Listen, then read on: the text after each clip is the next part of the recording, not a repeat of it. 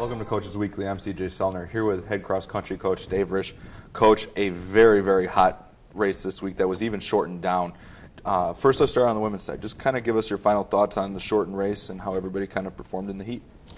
Well, I thought it was a great idea that Augustana did shorten the race. They also moved all the races an hour later, and that enabled the sun to kind of go a little lower in the sky and just help protect the runners a little bit, because runner safety is always kind of a number one concern. So with the intense heat, the heat index was very close to 100.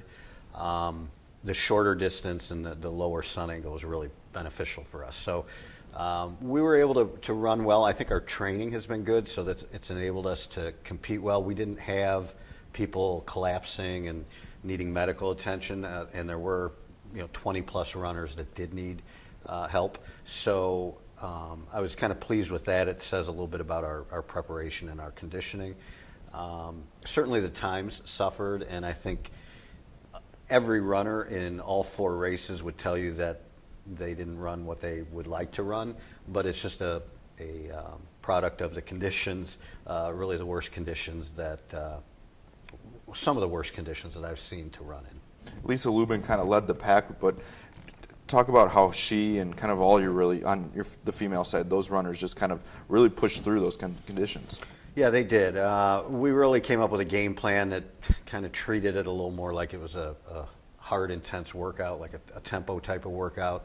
So that kind of alleviated some of the pressure at the beginning of the race, and they were able to kind of hold back and reel things in for the first mile. And that allowed them, I think, to be able to run a good second half of the race and not run into problems where they're getting dehydrated and having heat issues.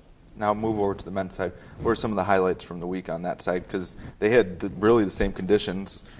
Yeah, it was tough for both the men and the women. And I think that on the men's side, Ryan Marshall ran very well. He had a good day, even though his time didn't show it. He was very equal. His mile splits all the way through were very equal. So that was good pacing on his point. He was doing what we had asked, kind of running it as a tempo workout. And Thomas McNamara did the same thing. In addition, one of the best performances I thought was Anthony Zepeda. He ran a really gutsy race, his best race so far of the year, and under those conditions, that says something. So his time was good. It'll be fun to see what he runs in the next 2 or 3 weeks as the temperature drops.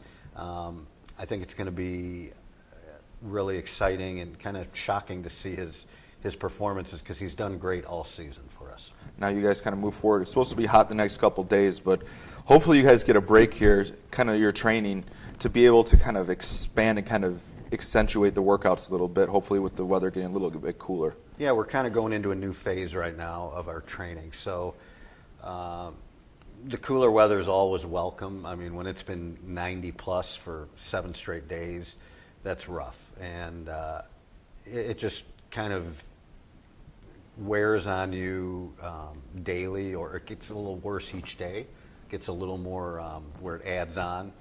And so it'll be nice to have the cooler weather. It just makes training easier.